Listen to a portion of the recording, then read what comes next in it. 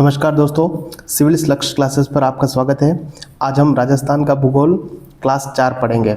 पिछली क्लास में हमने भौतिक प्रदेश की शुरुआत की थी और पश्चिमी मरुस्थल को हमने डिस्कस किया था। आज की क्लास में आगे बढ़ने से पहले मैं कुछ बातें आपको बताना चाहता हूँ। जैसे कि हमारे YouTube चैनल पर एक न्यू सब्जेक्ट की क्लासेस शुरू हुई है, हिंदी की क्लासेस शुरू हुई है, जो कि सब इंस्पेक्टर के लिए, आरएस मेंस के लिए, first grade, second grade, third grade, VDO, patwari, Rajasthan के जितने भी एग्ज़ाम हैं जिसमें हिंदी आती है उसके लिए हिंदी की क्लासें हमारे जो सौरभ सर हैं उन्होंने शुरू करी है। आप हिंदी की क्लासेस ज़रूर लीजिए। और इसी के साथ जो EORO जो भर्ती है उसके लिए जो राजस्थान नगर पालिका अधिनियम है वो भी सौरभ सर पढ़ाते हैं, तो उसकी क्लासें भी, अगर आपको EORO भर्ती की तैयारी करें तो राजस्थान नगर पालिका अधिनियम की क्लासें ले सकते हैं। ठीक है। और एक बात और मैं कहना चाहता हूँ कि जो अपनी इस क्लास की जो PDF होती है वो आपको सिविल लक्ष्य क्लासेस जो टेलीग्राम चैनल है जिसका लिंक मैं डिस्क्रिप्शन बॉक्स में दे दूंगा, उससे आप डाउनलोड कर सकते हैं। ठीक है। और आपसे मैं एक रिक्वेस्ट करता हूँ कि हमारे जो भी वीडियो क्लासेस होती है उसको लाइक भी करें, शेयर कर लें अपने जो भी दोस्त तैयारी कर रहे हैं, और आप सब्सक्राइब भी जरूर करें। ठीक है। चलो आज के हम क्लास की शुरुआत करते हैं। हम पिछली क्लास तक हम राजस्थान के भौतिक प्रदेश पढ़ रहे थे। ठीक है। और भौतिक प्रदेश की शुरुआत हमने पिछली क्लास में कर दी थी। ठीक है। और जो भौतिक प्रदेश है वो 4 भागों में बांटे थे। ठीक है। पहला है पश्चिम मरुस्थल, अरावली पर्वतीय प्रदेश, पूर्वी मैदानी प्रदेश और दक्षिण पूर्वी पठारी प्रदेश। मैं आपको मैप में बता देता हूँ एक बार। ये अपना राजस्थान है। इसमें ये वाला जो इलाका है ये पश्चिम मरुस्थल का है, ये अरावली हिल्स है, और ये है पूर्वी मैदान, और ये है दक्षिण पूर्वी पठारी प्रदेश यानी कि हाड़ौती का पठार। ठीक है। उसके बाद में जब हम लास्ट क्लास में डिस्कस कर रहे थे पश्चिम मरुस्थल हमने शुरुआत कर ली थी, और हमने पश्चिम मरुस्थल को 2 भागों में बांटा था। ठीक है। एक शुष्क और एक अर्धशुष्क। ठीक है। जो पश्चिमी मरुस्थल है ये पूरा हमारा पश्चिम मरुस्थल है, ये इसको हमने 2 भागों में बांटा था। ठीक है। इसको 2 भागों में कहाँ से बांटा था? ये जो रेखा है 25 सेंटीमीटर सम वर्षा रेखा, जहाँ से 25 सेंटीमीटर से कम और ज़्यादा वर्षा होती है उससे पश्चिम मरुस्थल को 2 भागों में बांटा। ठीक है। एक भाग तो शुष्क और एक भाग अर्धशुष्क। ठीक है। पिछली क्लास में हमने शुष्क जो मरुस्थल है उसको पूरा कवर कर लिया था। आज की क्लास में हम अर्धशुष्क मरुस्थल पढ़ेंगे। ठीक है। और जो शुष्क मरुस्थल की जो रिवीजन है वो आज की क्लास में मैं आपको लास्ट में करवा दूंगा कंप्लीट, ताकि हमारे पूरा मरुस्थल का जो एक बार रिवीजन हो जाएगा। ठीक है। तो आज हम अर्धशुष्क मरुस्थल है उसको चालू करते हैं। ठीक है। ये पूरा एक चार्ट है राजस्थान के भौतिक प्रदेश का, और जो 4 भागों में डिवाइड किया है राजस्थान के भौतिक प्रदेशों को किसने किया है? तो HM सक्सेना ने, यानी कि हरिमोहन सक्सेना, जो एक प्रोफेसर है राजस्थान ज्योग्राफी के, तो उन्होंने राजस्थान के जो 4 भौतिक प्रदेश बताए। ठीक है। और हमने पिछली क्लास में पढ़ा था कि प्रोफेसर थे एक और VC मिश्रा जी, उन्होंने राजस्थान के ज्योग्राफी को 7 भागों में डिवाइड किया था। ठीक है। लेकिन इंपॉर्टेंट कौन सा है कि कितने भागों में डिवाइड किया जाता है? जो एक ब्रॉडर क्लासिफिकेशन है वो है 4 भागों में, पश्चिमी मरुस्थल, अरावली पर्वतीय प्रदेश, पूर्वी मैदानी प्रदेश और दक्षिण पूर्वी पठारी प्रदेश। ठीक है। और पिछली क्लास में हम शुष्क मरुस्थल कर चुके थे। बालू का स्तूप युक्त प्रदेश और बालू का स्तूप मुक्त प्रदेश, 2 भागों में हमने शुष्क मरुस्थल को बांटा था, और वो भी हमने पढ़ लिया था। ठीक है। आज हम शुरू करेंगे अर्धशुष्क मरुस्थल। ठीक है। और अर्धशुष्क मरुस्थल को वापस 4 भागों में बांटा गया है। एक घग्गर बेसिन, ठीक है, जो घग्गर नदी का बेसिन है। एक शेखावटी प्रदेश यानी चूरू सीकर झुंझुनू का जो इलाका है। एक नागौरी उच्च भूमि, ठीक है, और एक है लूणी बेसिन, ठीक है, जहां से लूणी नदी निकलती है। ठीक है। एक बार इसको हम मैप में देख लेते हैं।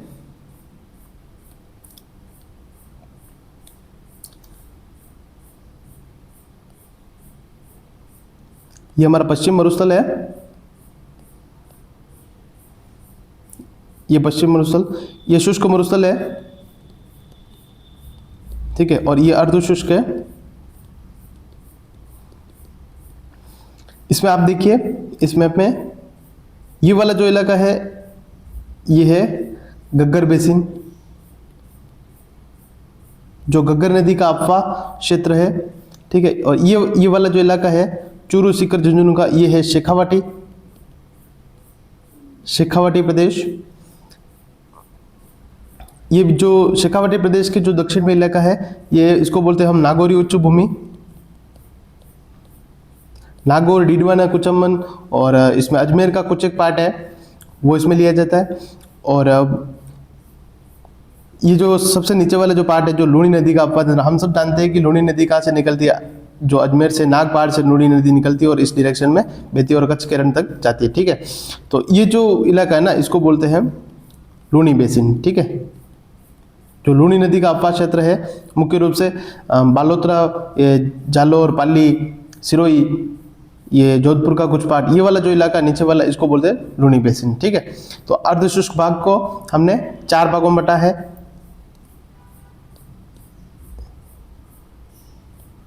ये पूरा अर्धशुष्क मरुस्थल है, इसको आज हम अपनी क्लास में कवर करेंगे, ठीक है। ये मैंने भी मैप बनाने की कोशिश की है, ये रहा, ये राजस्थान का अर्धशुष्क मरुस्थल है।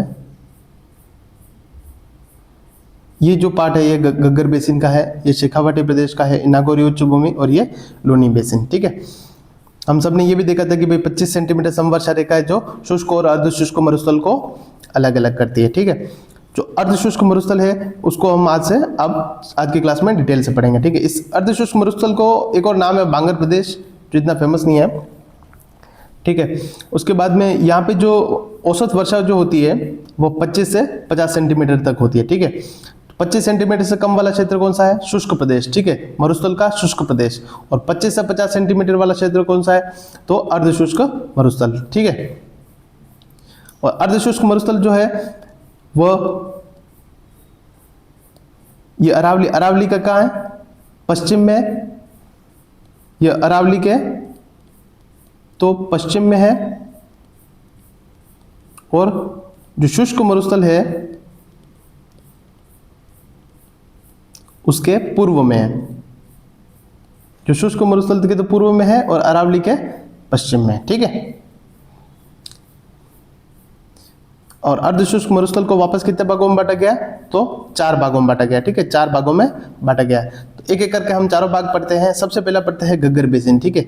हम सब जानते हैं कि राजस्थान में एकमात्र नदी है जो कहाँ से आती है? हिमालय से आती है, ठीक है।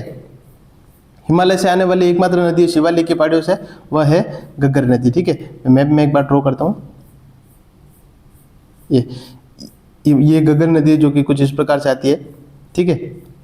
तो ये मुख्यतः राजस्थान के श्री गंगानगर और हनुमानगढ़ जिलों में बहती है, ठीक है, घग्गर नदी। उसके बाद में जो ये घग्गर बेसिन है, इसका जो निर्माण कैसे हुआ? भाई जो घग्गर नदी द्वारा कौन सी उपजाऊ मिट्टी लगी है, उससे घग्गर बेसिन का निर्माण हुआ, ठीक है।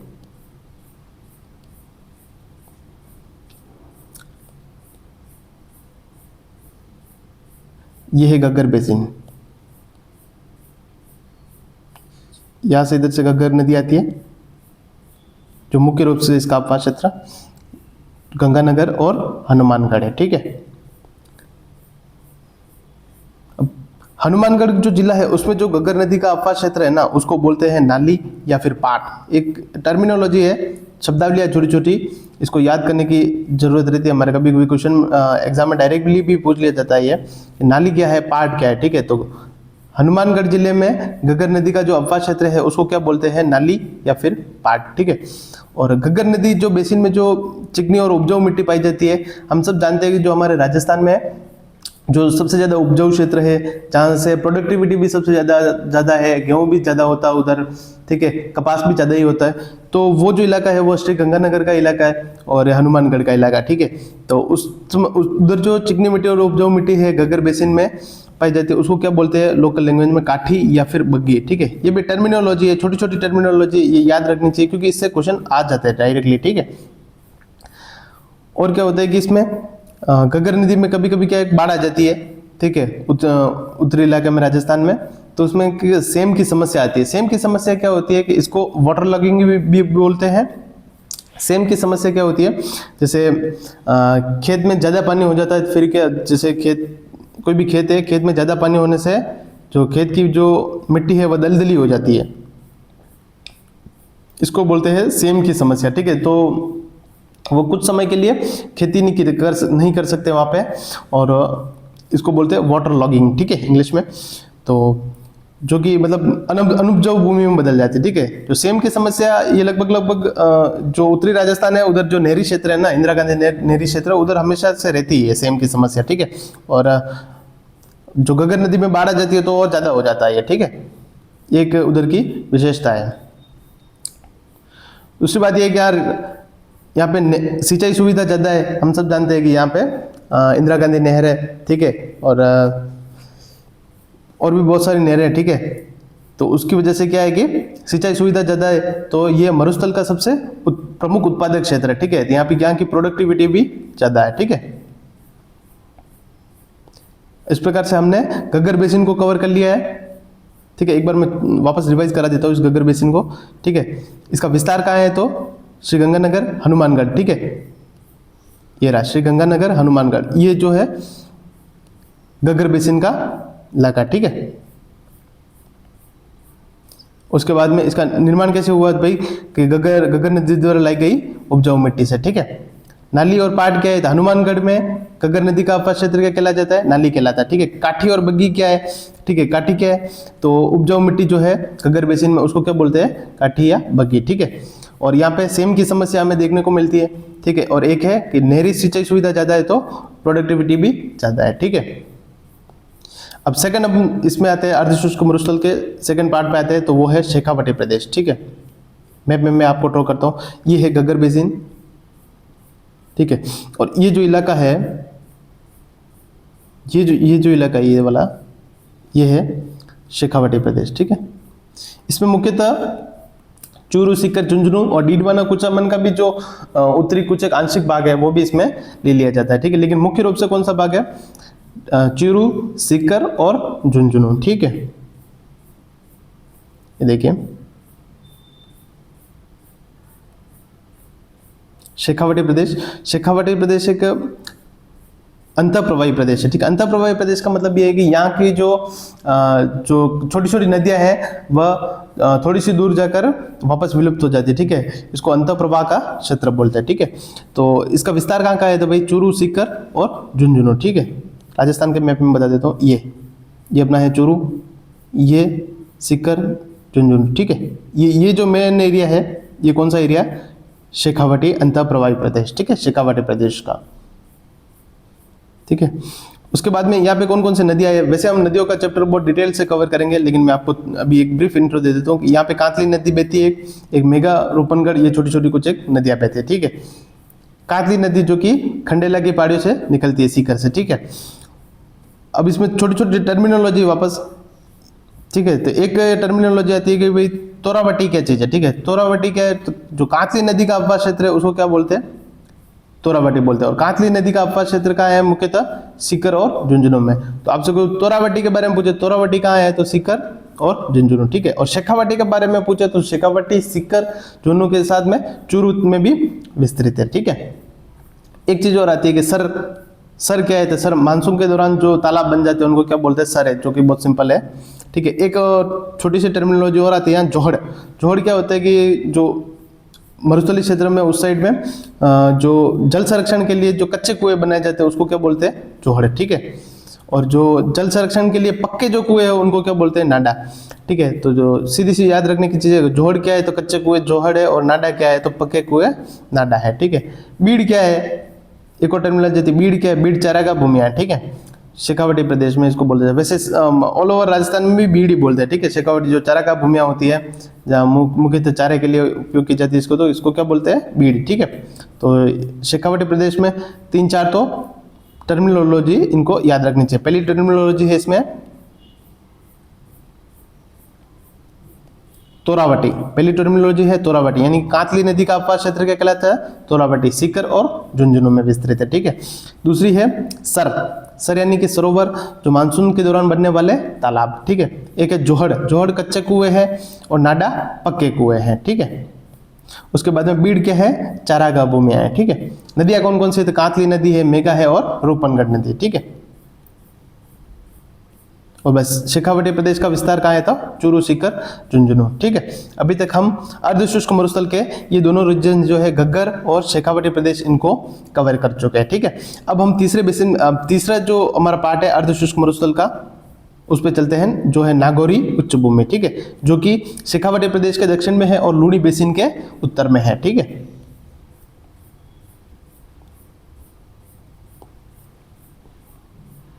नागौरी उच्च भूमि, ठीक है। नागौरी उच्च भूमि मुख्यतः कहाँ है, इसका विस्तार देखिए, नागौर, डीडवाना, कुचामन और अजमेर का कुछ एक आंशिक भाग, ठीक है। मैं आपको मैप में दिखाता हूं,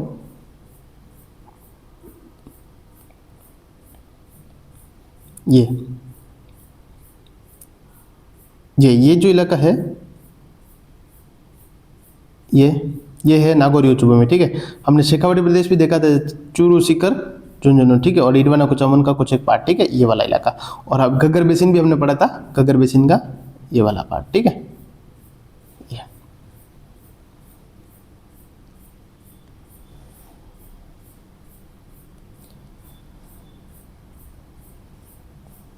अब आते अपन नागौरी उच्च भूमि पे, ठीक है। तो कहाँ पाई जाती है भाई नागौरी उच्च भूमि, तो नागौर, डीडवाना, कुचामन और आंशिक अजमेर। डीडवाना, कुचामन नागौर से अलग एक जिला बना है, ठीक है। और एक यहाँ की एक विशेषता है कि यहाँ बालू का स्तूप, यह बालू का स्तूप मुक्त क्षेत्र है, यानी कि ज़्यादा सैंड ड्यून्स यहाँ पे नहीं है, ठीक है। यहाँ पे जो संरचना है वो रॉकी संरचना है, ठीक है, यानी कि थोड़ा स्टोनी मरुस्थल यानी पथरीला मरुस्थल है, ठीक है।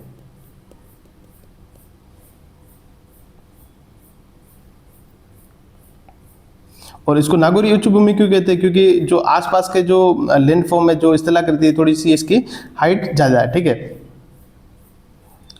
और मेन यहाँ की एक विशेषता है नागौरी उच्च भूमि की, यहाँ सर्वाधिक खारे पानी की जिले पड़ते हैं। अपन वैसे जिलों का चैप्टर बहुत अलग से करेंगे, ठीक है। तो मुख्यतः आपको पता ही होगा कि यहाँ कौन कौन सी जिले है, डीडवाना है, ठीक है, नावा हो गई, ठीक है, बहुत सारी जिले हैं जो खारे पानी की जिले हैं, ठीक है। डेगाना हो गई एक,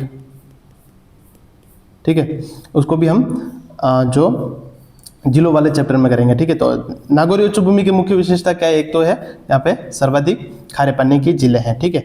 एक हम इस बेल्ट की एक विशेषता है कि बांका पट्टी और कुबड़ पट्टी, ठीक है, जो जायल, नागौर और पुष्कर, अजमेर, इनके बीच में एक बेल्ट आता है।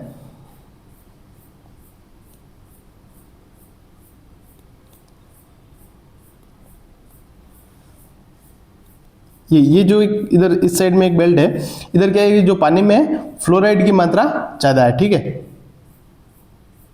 जल में फ्लोराइड की मात्रा ज़्यादा है, जिसके कारण क्या होता है कि दांत जो होते हैं व्यक्तियों के वो पीले हो जाते हैं, हड्डियाँ टेढ़ी हो जाती है और व्यक्तियों में कुबड़ निकल जाता है, ठीक है।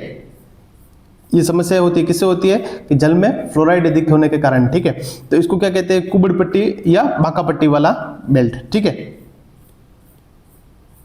मुख्यतः समस्या किसके कारण होती है, ये जल में फ्लोराइड की अधिकता के कारण, ठीक है। तो अब पूछे कुबड़ पट्टी और बांका पट्टी राजस्थान के किस भाग में, तो नागौरी उच्च भूमि में, ठीक है। और नागौरी उच्च भूमि भी किस पार्ट में है, तो भाई जायल, नागौर से पुष्कर, अजमेर के बीच का जो बेल्ट है, ठीक है। और इसका ट्रीटमेंट कैसे होता है भाई कि जो अगर फ्लोराइड ज़्यादा है तो फिर आप क्या करोगे, सीधी सीधी बात है भाई, आरओ का यूज़ करना चाहिए, ठीक है, आरओ वाटर का हमें यूज़ करना चाहिए उस साइड में, ठीक है। वैसे ये समस्या मतलब ऑल ओवर राजस्थान बढ़ रही है, अभी जालोर में भी, जालोर का जो इलाका है उस साइड भी ये फ्लोराइड की समस्या है, ठीक है। अब ये जो नागौरी उच्च भूमि है ये हमारी कंप्लीट हो चुकी है, एक बार मैं इसको रिवाइज करा देता हूँ आपको, ठीक है। तो नागौरी उच्च भूमि कहाँ है, तो नागौर में है, डीडवाना, कुचामन और आंशिक अजमेर में, ठीक है। बालू का स्तूप यहाँ पे है नहीं और खारे पानी की जिले यहाँ जाता है, ठीक है। एक कुबड़ पट्टी हमने बांका पट्टी देख ली, ठीक है।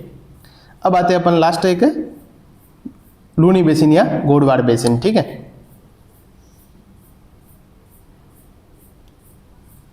ये अभी हम घग्गर बेसिन कवर कर चुके हैं और शेखावटी प्रदेश हम कवर कर चुके हैं, नागौरी उच्च भूमि हम कवर कर चुके हैं और अब हम करेंगे लूनी बेसिन, ठीक है। जो कि लूनी नदी का अपवास क्षेत्र है। ठीक है, मैप में देखते हैं इसको हम। ये रहा लूनी नदी, हम सबको पता है यहाँ से अजमेर से निकलती है। ठीक है, नागौर होके, जोधपुर के कुछ एक पार्ट से होके बालोतरा, ठीक है, फिर ये जालौर से होके ये इधर कच्छ के रण में चली जाती है। ठीक है, इसकी जो बहुत सारी सहायक नदी है, जैसे आप देखा होगा पाली में बांडी नदी है, नागौर से एक जोजड़ी नदी आती है। ठीक है, एक सुकड़ी नदी है, जवाइन, ये सब बहुत सारी इसकी सहायक नदियां हैं। ठीक है, तो ये इस पूरे से इलाके से जो जो लूनी नदी का पूरा सिस्टम है उससे बना हुआ जो बेसिन है, इसको क्या बोलते हैं? लूनी बेसिन। ठीक है, यानी कि मुख्यतः लूनी नदी का जो कैचमेंट एरिया है, जो लूनी नदी का अपवास क्षेत्र है, इसको क्या बोलते हैं? लूनी बेसिन। ठीक है, जो कि किसका भाग है? अर्ध शुष्क मरुस्थल का भाग है। ठीक है, और मुख्यतः जिले कौन कौन से इसमें? तो एक तो जिला है जैसे जोधपुर है, ये कुछ एक ब्यावर का ये पार्ट हो गया। ठीक है, मुख्यतः पाली, बालोतरा, बाड़मेर का ये इधर का पार्ट। ठीक है, जालौर, ये वाला जो इलाका है ना राजस्थान का, इसको बोलते हैं गोडवाड़ बेसिन या फिर लूनी बेसिन। ठीक है, जो लूनी बेसिन। ठीक है, इसका विस्तार देखते हैं हम। विस्तार कहाँ है? तब विस्तार एक जोधपुर में है, जालौर में है, सिरोही में है, बाड़मेर, पाली, बालोतरा आदि जिलों में। ठीक है, इसका निर्माण कैसे हुआ भाई? तो लूनी और इसकी सहायक नदियों द्वारा जो मिट्टी लाई गई है उससे जो निर्मित जलोढ़ मैदान है उनसे किसका निर्माण हुआ? तो लूनी बेसिन का निर्माण हुआ। ठीक है, तो आपको सीधा से याद रखना चाहिए कि लूनी बेसिन का निर्माण कैसे हुआ? तो लूनी और उसकी सहायक नदियों द्वारा किया गया है। ठीक है,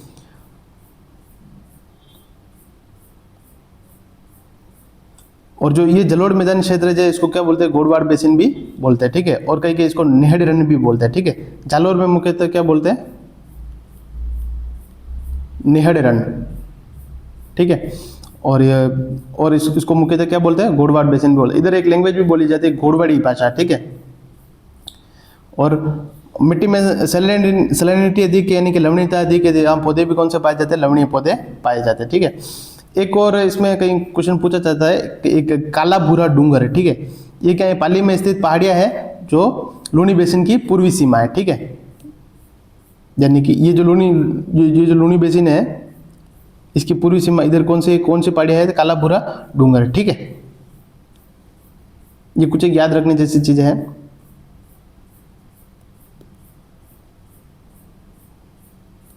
ठीक है, एक बार मैं लूनी बेसिन को वापस कवर कराता हूँ आपको।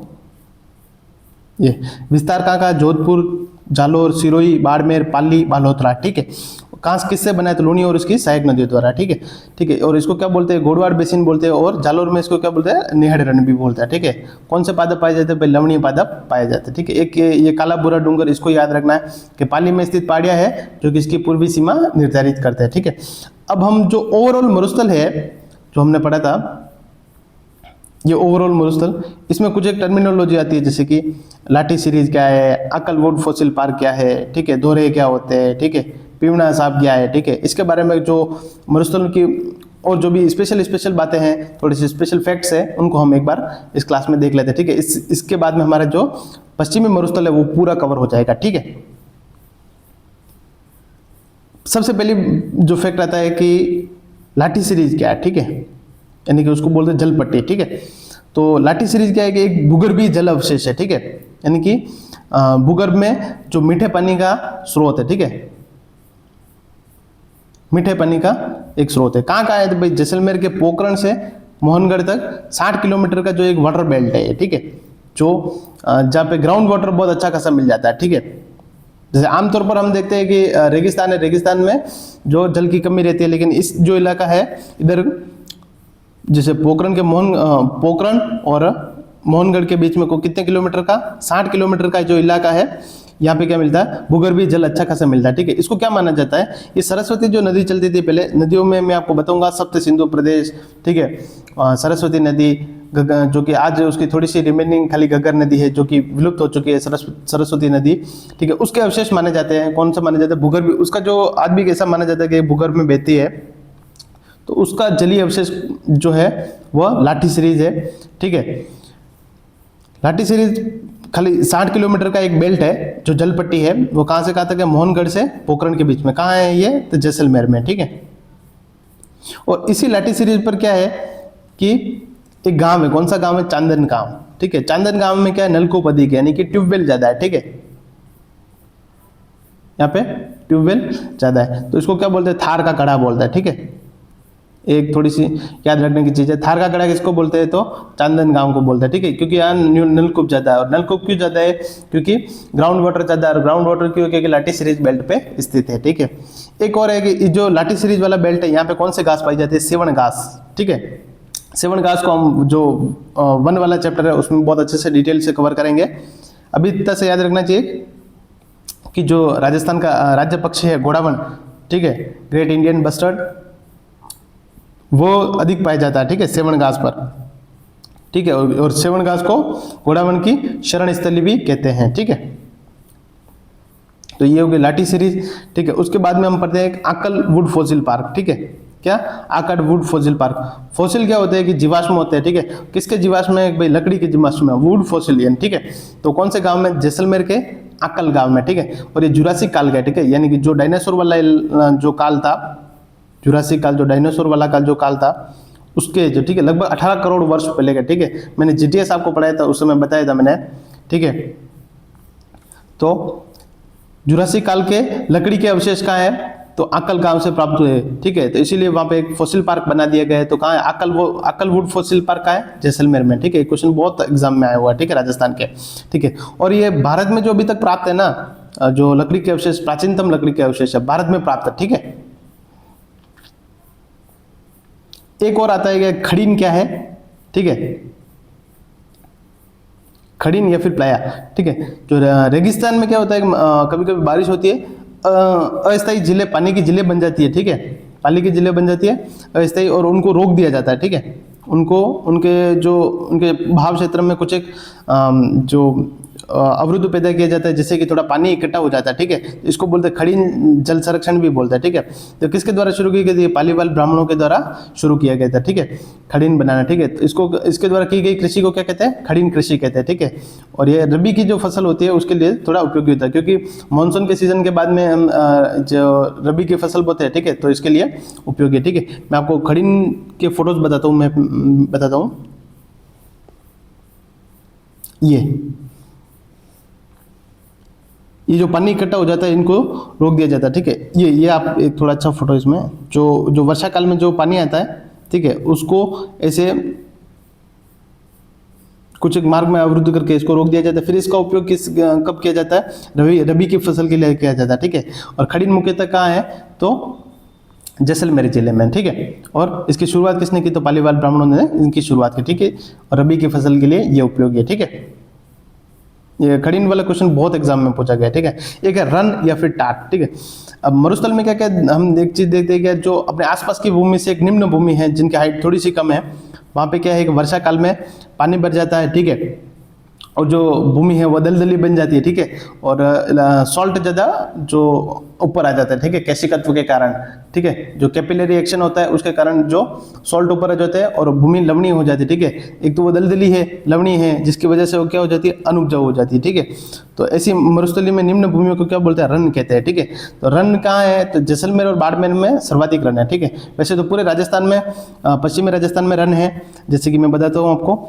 एक जैसलमेर जिला, जैसलमेर में 3-4 रन आपको याद रखने चाहिए, एक तो पोखरण, एक लवा, भाकरी और एक है बिरमसर। ठीक है, ये 4 रन आपको याद रखने चाहिए, पोखरण, लवा, भाकरी और बिरमसर। ठीक है, फलोदी में कौन कौन से रन है, एक तो बाप और एक है फलोदी। ठीक है, एक है चूरू में अपन पढ़ते हैं कुछ, एक ताल छप्पर रन। ठीक है, और एक है पनिहारी रन। ठीक है, एक बाड़मेर में है रेडाना। ठीक है, और एक जो बालोतरा इलाके में है थोप। ठीक है, थोप और रेडाना का है, बाड़मेर बालोतरा में है। उसके बाद में है पोखरण, लवा, भाकरी, बिरमसर का है, जैसलमेर में है। फलोदी में कौन कौन से रन है, तो बाप और फलोदी है। चूरू में कौन कौन से है, तो ताल छप्पर और पनिहारी रन है। ठीक है, ये आपको याद रखना चाहिए, रन के बारे में क्वेश्चन आ जाता है। ठीक है, रन है क्या है, तो रन है अनुपजाऊ भूमि होती है, जो निम्न भूमि होती है मरुस्थल में, अस्थायी जिले होती है ये कुल मिला के, जो इनका पानी सूखने के बाद में क्या होता है कि दलदली होती है पहले तो। ठीक है, और सैलिनिटी होती है, इसमें लवणीयता भी ज़्यादा होती है। ठीक है, एक और चीज आती है बोल्डर क्ले। ठीक है,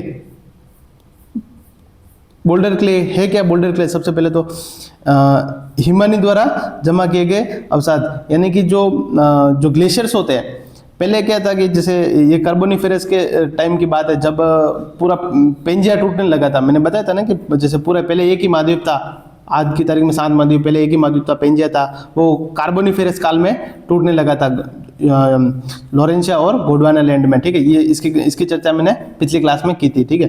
तो कार्बोनिफेरस काल में क्या था कि जो ये इलाका था उसमें क्या था कि जो बर्फ के ग्लेशियर थे, और जो ग्लेशियर के वजह से जो ग्लेशियर जब मूव करते हैं तो अपने साथ में जो सेडिमेंट ले जाते हैं, यानी कि अवसाद ले जाते हैं, ठीक है।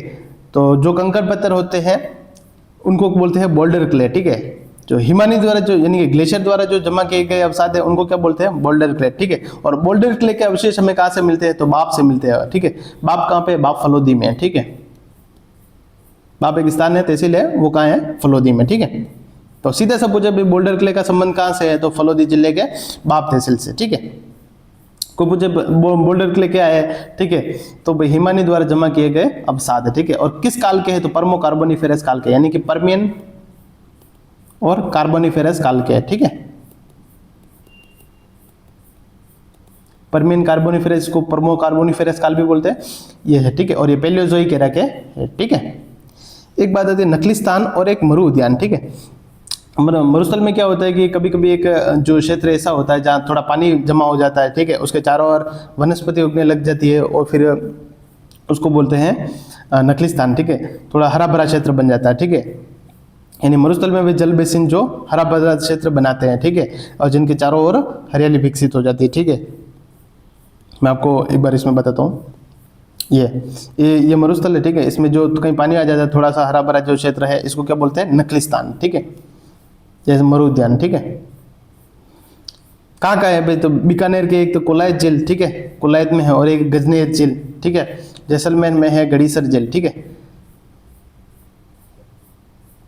इसके बाद में है धोरे, क्या है धोरे, कौन कौन से लहरदार बालू का स्तूप क्या होते हैं, धोरे होते हैं, ठीक है।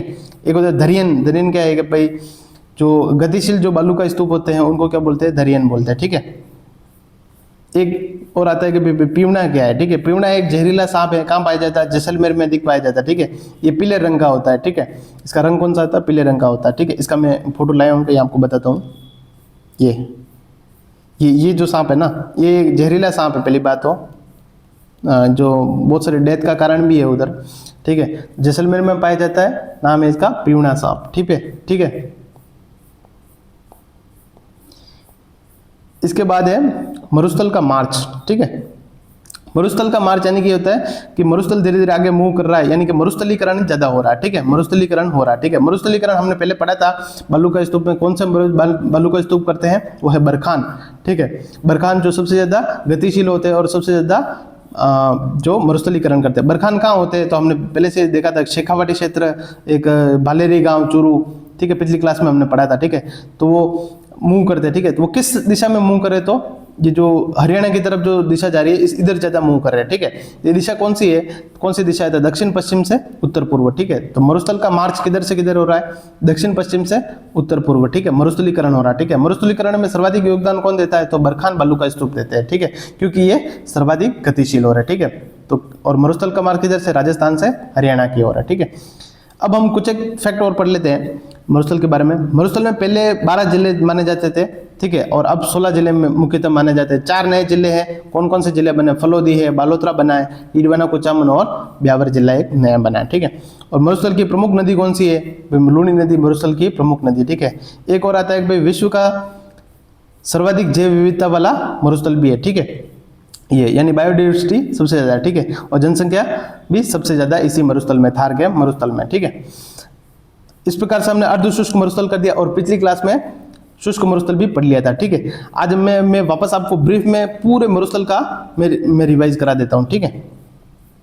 जैसे ये था भौतिक प्रदेश हम पढ़ रहे थे, ठीक है। भौतिक प्रदेशों में हमने पिछली क्लास में पश्चिम मरुस्थल शुरू किया था, शुष्क मरुस्थल पढ़ लिया था, ठीक है। और आज हमने पढ़ा अर्धशुष्क मरुस्थल, यानी कि हमारा मरुस्थल कंप्लीट हो चुका है, ठीक है। अब मैं पूरे मरुस्थल का एक बार रिवीजन करा देता हूं, ठीक है। ये हमारी क्लास 3 थी, आप इस क्लास को भी जरूर देख लेना, ठीक है। और राजस्थान के हमने शुरू की थी, राजस्थान के भौतिक प्रदेशों को कितने भागों में बांटा गया है? तो वीसी मिश्रा एक प्रोफेसर थे राजस्थान का भूगोल, इन्होंने सर्वप्रथम बांटा था, कितने भागों में बांटा था? 7 भागों में बांटा था, ठीक है। इनका क्लासिफिकेशन इतना फेमस नहीं है, ठीक है। फेमस किसका है? 4 भागों में बांटा था, ठीक है। पश्चिम मरुस्थलीय प्रदेश, अरावली पर्वतीय प्रदेश, एक पूर्वी मैदानी प्रदेश और दक्षिण पूर्वी पठारी प्रदेश। ये किसने दिया था? एच एम सक्सेना ने, ठीक है, हरिमोहन सक्सेना जी ने, ठीक है। उनकी बुक भी आती है हरिमोहन सक्सेना जी की, राजस्थान का भूगोल करके, हिंदी ग्रंथ अकादमी से निकलती है, ठीक है। बहुत शानदार बुक है राजस्थान के भूगोल की, ठीक है। हाँ, जो पश्चिम मरुस्थल प्रदेश है इसको वापस 2 भागों में बांटा, शुष्क और अर्धशुष्क मरुस्थल में, ठीक है। ये मैप में बताता हूं, ये देखिए आप लोग, ये अरावली वाला रीजन है, इसके पश्चिम में पूरा पश्चिम मरुस्थल है, ठीक है। ये पूरा पश्चिम मरुस्थल है, ठीक है ये। और यहाँ से 25 सेंटीमीटर समवर्षा रेखा है जो शुष्क और अर्धशुष्क मरुस्थल को अलग करती है, ठीक है। इस प्रकार शुष्क और अर्धशुष्क 2 क्लासिफिकेशन हमने किए थे, ठीक है। ये देखिए, ये शुष्क और अर्धशुष्क मरुस्थल अलग कौन करता है? 25 सेंटीमीटर समवर्षा रेखा, ठीक है। फिर हमने पढ़ा था शुष्क मरुस्थल के बारे में, हमने पढ़ना चालू किया था, ठीक है। ये मैं पिछली क्लास का पढ़ा रहा हूँ, मैं आपको रिवीजन करा हूँ ताकि पूरे मरुस्थल का एक साथ रिवीजन हो जाए, ठीक है।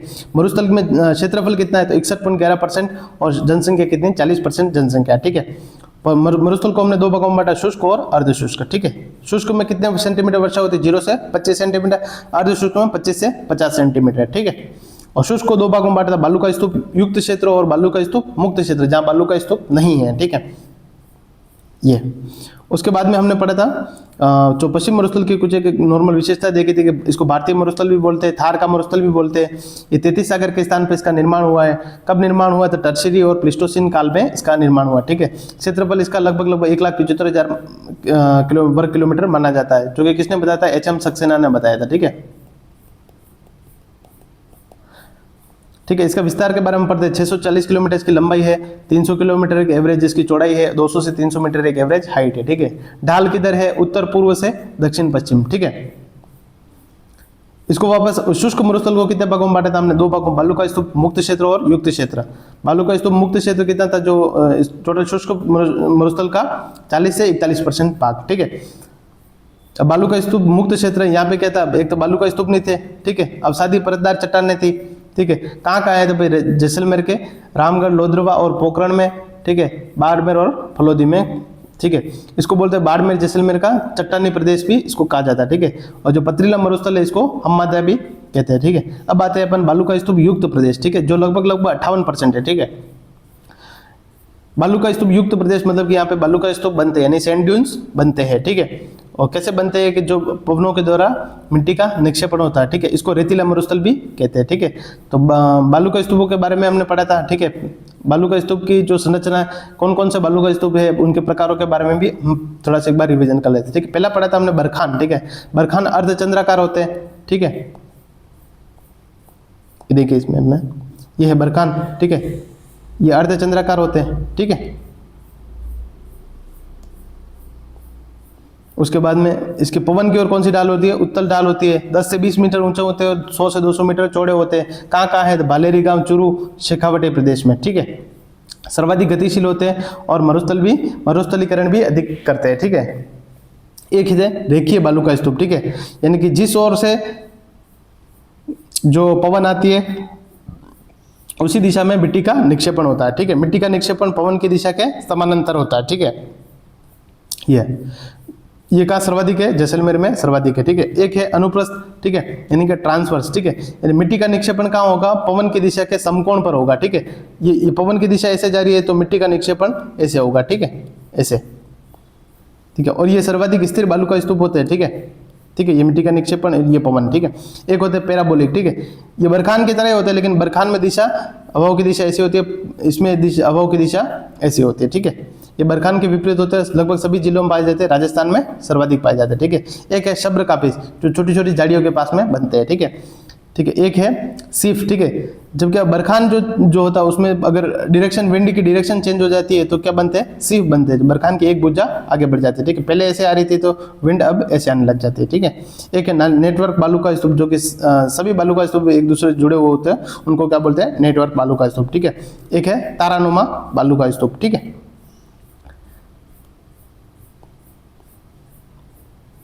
ये तो है बरखान, ठीक है। और ये जो मिट्टी का डिपोजिशन और विंड का डिपोजिशन एक ही डायरेक्शन में, ये है लीनियर यानी रेखीय बालू का स्तूप, ठीक है। ये भी रेखीय बालू का स्तूप, ठीक है। ये है जो झाड़ियों के पास में बनते हैं, ठीक है, जो हमने देखा था श्रब का फिश, ठीक है। कौन से? शब्र का फिश, ठीक है। ये जो झाड़ियों के पास में बनते हैं, ठीक है। ये है तारानुमा, ये देखिए तारानुमा, ठीक है। और उसके बाद में इस प्रकार से हमारा जो शुष्क मरुस्थल है वो कंप्लीट हुआ था। और आज की क्लास में हमने शुरू किया था, ये जो आज की क्लास है, आज की क्लास में हमने शुरू किया था अर्ध शुष्क मरुस्थल, ठीक है। इसको भी मैं एक बार रिवाइज करा देता हूँ आपको, ठीक है। अर्ध शुष्क मरुस्थल को टोटल 4 भागों में बांटा गया, ठीक है। घग्गर, शेखावटी, नागौरी और लूणी बेसिन, ठीक है। इसका अन्य नाम क्या? बांगर प्रदेश है। वर्षा कितनी होती है? 25 से 50 सेंटीमीटर की होती है, ठीक है। और जलवायु कैसी है इसकी? तो अर्ध शुष्क है, ठीक है। जलवायु को हम बहुत डिटेल से जलवायु वाले चैप्टर में करेंगे, ठीक है। इसके 4 भाग कौन कौन से भाई? पहला है घग्गर बेसिन, ठीक है। घग्गर बेसिन का विस्तार कहाँ है? तो श्री गंगानगर और हनुमानगढ़ में, ठीक है। तो इसका निर्माण कैसे हुआ? तो घग्गर नदी द्वारा लाई गई मृदा से हुआ, ठीक है। नाली या पाट क्या है? ठीक है, नाली या पाट क्या है? तो हनुमानगढ़ में घग्गर नदी का आपात क्षेत्र क्या कहलाता है? नाली या पाट कहलाता है। काठी या बगी क्या है? तो घग्गर बेसिन में पाई जाने वाली चिकनी और उपजाऊ मृदा है, ठीक है। वर्षा ऋतु में बाढ़ आ जाती है तो सेम की समस्या उत्पन्न होने लग जाती है, ठीक है, जिसको बोलते हैं वाटर लॉगिंग, ठीक है। यानी नहरी सिंचाई ज्यादा है तो प्रोडक्टिविटी भी ज्यादा है, यानी उत्पादक क्षेत्र भी है, ठीक है। अब अपन पढ़ते हैं शेखावटी प्रदेश, ठीक है। एक अंतः प्रवाही प्रदेश है, ठीक है। विस्तार कहाँ? चूरू, सीकर, झुंझुनू और डीडवाना कुचामन में भी उत्तरी, जो डीडवाना कुचामन का उत्तरी भाग है, ठीक है। नदियाँ कौन सी? कांतली नदी, मेघा, रूपनगढ़, ठीक है। और तोरावटी क्या है? तो तोरावटी कांतली नदी का अपवास क्षेत्र है, ठीक है, सीकर और झुंझुनू में, ठीक है। सर क्या है? सर मानसून के दौरान बनने वाले तालाब है, ठीक है। जोहड़ क्या है? तो कच्चे कुएं, ठीक है। तो नाडा क्या है? पक्के कुएं, ठीक है। बीड़ क्या है? चारागाह भूमियां, ठीक है। अब है नागौरी उच्च भूमि, ठीक है। तो इसका विस्तार कहाँ का? नागौर, डीडवाना कुचामन और आंशिक अजमेर, ठीक है। यहाँ पे बालू का स्तूप नहीं है, ठीक है। क्या क्या है? तो खारे पानी की झीलें ज्यादा है, ठीक है। एक हमने पढ़ा था कुबड़ पट्टी, ठीक है, यानी कि जल में क्या होता है? फ्लोराइड ज्यादा हो जाता है, क्या हो जाता है? दांत पीले पड़ जाते हैं, हड्डियां टेढ़ी हो जाती है और व्यक्तियों में कुबड़ निकल जाता है, ठीक है। तो कहाँ कहाँ है ये बेल्ट? कहाँ है? कुबड़ पट्टी, बांका पट्टी, जायल, नागौर से पुष्कर, अजमेर के बीच में, ठीक है। और हमने लास्ट में पढ़ा था लूणी बेसिन, ठीक है। लूणी बेसिन क्या है? तो जोधपुर, जालोर, सिरोही, बाड़मेर, पाली, बालोतरा में जो लूणी और उसकी सहायक नदियों द्वारा निर्मित बेसिन है, ठीक है। इसको गोडवाड़ बेसिन भी कहते हैं। नेहड रन कहाँ है? तो जालोर में, ठीक है। लवणीय पादप यहाँ ज्यादा पाए जाते हैं। कालाबुरा डूंगर इसकी पूर्वी सीमा बनाता है, जो कि कहाँ है? पाली जिले में है और पहाड़ियाँ हैं, ठीक है। कुछ एक हमने स्पेशल फैक्ट देखे थे, ठीक है। एक हमने फैक्ट पढ़ा था लाठी सीरीज के बारे में, ठीक है। लाठी सीरीज कहाँ है? तो जैसलमेर में है। पोखरण और मोहनगढ़ के बीच में 60 किलोमीटर का एक वाटर बेल्ट है, जहाँ पर भूगर्भीय जल ज़्यादा मिलता है, ठीक है। और इसी पर भूगर्भीय जल पर एक गांव है, जलपट्टी पर एक गांव चंदन गांव, ठीक है, जहाँ पे ट्यूबवेल ज़्यादा है तो इसको क्या बोलते हैं? थार का गड़ा बोलते हैं, ठीक है। एक है सेवन घास। सेवन घास इस जो लाठी सीरीज पे या जलपट्टी पे अधिक पाई जाती है और ये घोड़ावन की शरण स्थली, ठीक है। एक हमने बात की थी अक्कल वुड फॉसिल पार्क, ठीक है। अक्कल वुड फॉसिल पार्क ये कहाँ है? तो अक्कल गांव में है। जुरासिक काल के लकड़ी के अवशेष है और भारत में सबसे प्राचीनतम है, ठीक है। एक बात की थी हमने तो खड़ीन। खड़ीन क्या है? तो अस्थायी पानी की झीलें होती है, ठीक है, और जिनके मार्ग अवरुद्ध करके खड़ीन कृषि की जाती है, यानी कि खड़ीन बनाई जाती है, ठीक है। तो इसकी शुरुआत किसके द्वारा की गई थी? तो पालीवाल ब्राह्मणों के द्वारा की गई थी। और ये किसके लिए उपयोगी? रबी की फसल के लिए ज्यादा उपयोगी, ठीक है। एक हमने पढ़ा था रन क्या है या टाट क्या है, ठीक है। रन क्या है? तो निम्न भूमियां होती है जो दलदली होती है, लवणी होती है और अनुपजाऊ होती है, ठीक है। ये कहाँ ज्यादा है? बाड़मेर, जैसलमेर में ज्यादा, ठीक है। तो जैसलमेर में कौन कौन से रन है? पोखरण है, लवा हो गया, भाकरी हो गया और एक है बीरमसर, ठीक है। बाड़मेर में रेडाना रन और बालोतरा में थोप, ठीक है। फलोदी में है फलोदी और बाप, ठीक है। और एक चूरू में याद रखना है ताल छप्पर और एक पनिहारी, ठीक है। बोल्डर क्ले क्या है? तो बोल्डर क्ले है हिमानी द्वारा जमा किए गए अवसाद है, ठीक है। बोल्डर क्ले कहाँ पाए जाते हैं? राजस्थान में तो बाप में पाए जाते हैं, ठीक है। बाप कहाँ है? फलोदी में, ठीक है। उसके बाद में है नकलिस्तान। नकलिस्तान क्या है? जल बेसिन जो हरा भरा क्षेत्र बनाते हैं, ठीक है। जो मुख्यतः कौन कौन से नकलिस्तान है? एक तो बीकानेर में कोलाय झील, ठीक है, गजनेर झील और जैसलमेर में है गड़ीसर झील। धोरे क्या है? तो लहरदार बालू का स्तूपों को क्या बोलते हैं, धोरे बोलते हैं, ठीक है। दरियन क्या है, तो गतिशील जो बालू का स्तूप है पश्चिमी राजस्थान में उनको बोलते हैं दरियन, लोकल लैंग्वेज में, ठीक है। पीवड़ा हमने देखा था एक जहरीला सांप है, पीले रंग का, ठीक है, और जैसलमेर में ज्यादा पाया जाता है, ठीक है। मरुस्थल का मार्ग यानी कि मरुस्थलीकरण किस दिशा में हो रहा है, ठीक है, राजस्थान से हरियाणा की ओर, ठीक है। दिशा कौन सी है, तो दक्षिण पश्चिम से, ये दक्षिण, ये पश्चिम से उत्तर पूर्व की ओर, ठीक है, दक्षिण पश्चिम से उत्तर पूर्व। इसमें सर्वाधिक योगदान कौन देते हैं, बरखान बालू का स्तूप देते हैं, ठीक है, क्योंकि वे सर्वाधिक गतिशील होते हैं, ठीक है। एक हमने पढ़ा था कुछ एक अन्य तथ्य पढ़े थे, पहले कितने मरुस्थल में 12 जिले थे, तो अब कितने हैं, 16 जिले, ठीक है। एग्जाम में 12 भी आ जाए तो और 16 ऑप्शन नहीं हो तो 12 कर लेना चाहिए, ठीक है। उसके बाद में मरुस्थल की प्रमुख नदी लूणी है, विश्व का ये सर्वाधिक जैव विविधता बायोडाइवर्सिटी वाला और सर्वाधिक जनसंख्या वाला मरुस्थल भी है, ठीक है। इसी प्रकार हमारी आज की क्लास खत्म होती है, ठीक है। और हमारी जो पिछली 3 वीडियो में आपने जो बहुत सारा स्नेह दिया था हमें, मैं उसके लिए आपको थैंक यू बोलना चाहता हूं, ठीक है। इस क्लास की जो पीडीएफ है आपको हमारे सिविल लक्ष्य क्लासेस जो यूट्यूब चैनल टेलीग्राम चैनल है वहां से आपको मिल जाएगी, ठीक है। उसका लिंक भी मैं डिस्क्रिप्शन बॉक्स में दे दूंगा, ठीक है, वहां से आप डाउनलोड इसको कर लेना, ठीक है। और आप प्लीज चैनल को सब्सक्राइब जरूर करना, ठीक है,